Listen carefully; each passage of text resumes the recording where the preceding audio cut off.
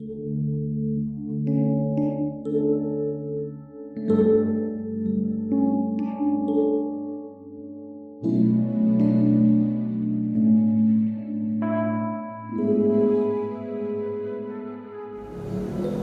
pagi saudara yang dikasihi Tuhan.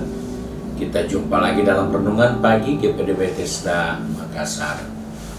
Pagi ini saya akan baca dari buku Mazmur 96 ayat yang kedua, berkata sebagai berikut: Menyanyilah bagi Tuhan, pujilah namanya, kabarkanlah keselamatan yang daripadanya dari hari ke hari.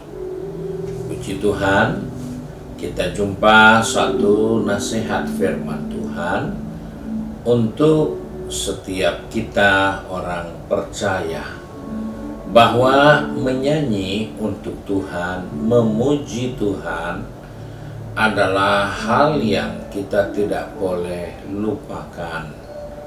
Mengapa kita tidak boleh lupakan? Karena menyanyi, memuji Tuhan itu adalah suatu yang wajib untuk semua ciptaan Tuhan. Alkitab katakan, semua yang bernapas, pujilah Tuhan. Nafas itu adalah miliknya Tuhan. Siapapun yang bisa hidup di bawah kolong langit ini, itu karena Tuhan. Tuhan yang memberikan nafas kehidupan. Oleh sebab itu, tanda syukur kita memuji Tuhan. Oleh sebab itu, dalam memuji Tuhan adalah bahagian dari rasa syukur, juga bahagian dalam ibadah kita. Sebab itu memuji Tuhan bukan hanya di dalam rumah Tuhan, di saat kita ibadah, di mana saja, kapan saja kita bisa memuji Tuhan. Karena itu adalah ekspresi dari rasa syukur kita untuk kesempatan, untuk waktu yang Tuhan beri. Setiap hari kita bisa menyanyi, setiap saat kita bisa menyanyi, karena itu adalah syukur kita untuk kehidupan yang Dia berikan.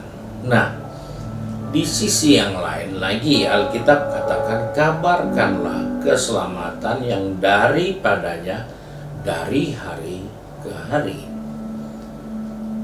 Kita telah memuji Tuhan, dan kita seringkali hanya sampai di situ. Namun Alkitab katakan, beritakan, kabarkan keselamatan yang daripadanya. Ada banyak orang berpikir, keselamatan seperti apa ya? Oh, karena Dia sudah mati di salib untuk kita, maka kita harus ceritakan keselamatan itu. Memang benar. Namun ada orang juga yang berpikir, mereka yang juga belum percaya, belum tahu, mereka tidak ada hubungannya dengan keselamatan seperti yang kita pikirkan. Mereka berpikir mereka hidup itu sudah selamat, mereka bisa bernafas itu sudah selamat. Karena ada banyak juga orang yang percaya Tuhan, untuk bernafas saja harus pakai oksigen, untuk bertahan hidup saja harus infus. Terus apa perbuatan yang besar, perbuatan-perbuatan yang dari Tuhan? Karena di sini kita hanya menganggap hidup itu adalah kita punya. Namun jika kita bisa menikmati hidup, itu adalah pemberian dari Tuhan. Dan hidup itu diberikan dengan cuma-cuma. Yang menjadi persoalan, seringkali kita tidak gunakan yang diberikan cuma-cuma. Nanti Jika hidup ini harus ditopang dengan oksigen yang dipasang di hidung kita, jika hidup ini harus ditopang dengan infus yang dimasukkan dalam pembuluh darah kita, jika hidup ini harus ditopang dengan obat-obatan yang kita harus minum, disitulah baru kita bisa merasakan apa keselamatan itu. Apa nilai dari keselamatan itu? Nah, apakah kita mesti tunggu seperti itu dulu baru kita merasa kita selamat? Karena sudah diinfus, sudah minum obat, sudah disuntik, sudah dikasih oksigen. Tidak. Ketika kita masih bisa bergerak, itu bukan hak kita. Tapi karena kehidupan yang diberikan kepada kita masuk sampai ke sel-sel tubuh kita melalui oksigen yang kita hirup, maka semua organ tubuh kita bergerak dengan baik. Syukurlah kepada Tuhan dan kabarkanlah keselamatan yang daripadanya. Keselamatan itu adalah pekerjaan yang dilakukan Tuhan. Di dalam dunia ini manusia bisa berpikir yang baik, tetapi belum tentu yang baik itu bisa menyelamatkan dia. Ada orang yang berpikir dengan baik untuk bisa hidup, untuk bisa berhasil, untuk bisa sukses, untuk bisa kaya, untuk bisa bahagia. Tapi apa itu sudah selamat? Yang menjadi persoalan, kita berpikir karena kita sukses, kita sehat, kita berbahagia, itu sudah selamat? Belum. Keselamatan yang pasti kita hanya bisa peroleh dari Tuhan, karena Tuhanlah yang merancangkan keselamatan bagi manusia. Manusia nggak bisa menyelamatkan dirinya. Semua agama tidak punya kemampuan menyelamatkan dirinya. Sebab itu kita harus belajar taat, kita belajar patuh. Namun sudah dalam ketaatan dan kepatuhan, itu juga belum tentu membuat kita pasti selamat. Nah, oleh sebab itu, keselamatan yang dimaksudkan di sini yaitu rencana Allah menyelamatkan kita. Dan rencana itu hanya terwujud jika kita meresponinya, jika kita menanggapinya, jika kita mengikutinya. Dalam banyak hal kita bisa melihat. Di dalam penerbangan kita bisa melihat ada orang-orang yang memberikan panduan untuk kita jikalau pesawat kita ada dalam keadaan yang emergensi, yang dalam keadaan darurat. Maka diberitahukan akan ada apa, perlengkapan seperti apa. Saudara bisa selamat diperkirakan jika saudara taati aturan itu.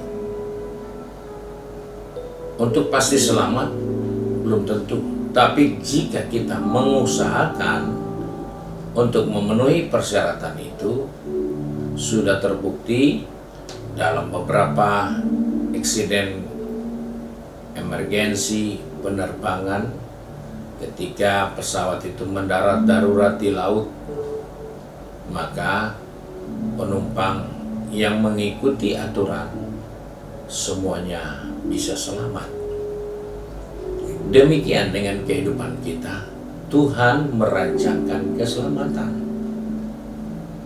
Dan itulah sebabnya kita harus jalani. Alkitab katakan, yang percaya kepadanya tidak akan binasa. Percaya karena kita melakukannya. Percaya karena kita melakukan dan mentaatinya. Itulah percaya. Jadi ketika kita percaya kepadanya, kita harus menerima dia.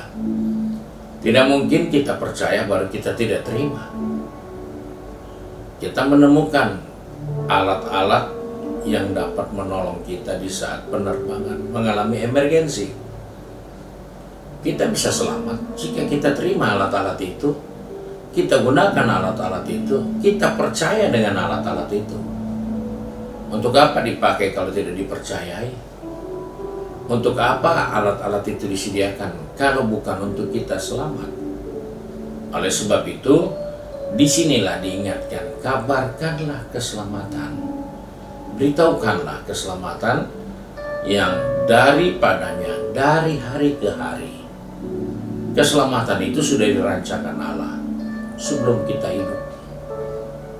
Dia sudah memberikan yang terbaik supaya kita tidak binasa.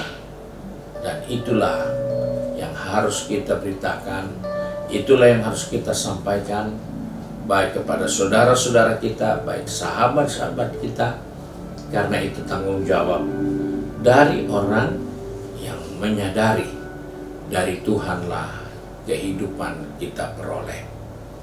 Puji Tuhan, Tuhan memberkati kita. Mari kita satu dalam doa. Kembali kami datang kepada Bapa dengan mengucap syukur karena Engkau mengajar kami memuji-muji Tuhan, beribadah kepada Tuhan. Terlebih dari itu, kami diingatkan untuk memberitakan kabar keselamatan daripada Tuhan setiap hari. Tuhan, tolong kami, pegang tangan kami, pertetapkan langkah kami, biar kami dapat menceritakan perbuatan Tuhan yang menyelamatkan kami. Di saat kami sakit, Engkau sudah sembuhkan. Di saat kami terancam dalam bahaya, Engkau luputkan kami. Bahkan lebih dari itu, di tengah kekurangan, kelemahan, dosa, salah kami, Engkau mau mengampuni kami supaya kami tidak binasa. Sebab itu Tuhan, tolong anak-anak-Mu yang sudah pergi bekerja, berbisnis, studi, maupun yang sibuk dengan kegiatan di rumah masing-masing. Ingatkan kami bahwa keselamatan kami peroleh dari Tuhan tanpa kami mengorbankan satu pun, tapi Engkau merencanakan keselamatan itu. Dan biarlah kami dapat menceritakan keselamatan itu kepada saudara-saudara kami yang lain, agar mereka juga menikmati dan menemukan keselamatan di dalam Engkau. Terima kasih Bapa. Kami bersyukur untuk hari yang baru ini. Di dalam nama Tuhan Yesus Kristus, Juru Selamat kami. Haleluya. Amin. Puji Tuhan. Tuhan Yesus memberkati kita dan selamat pagi.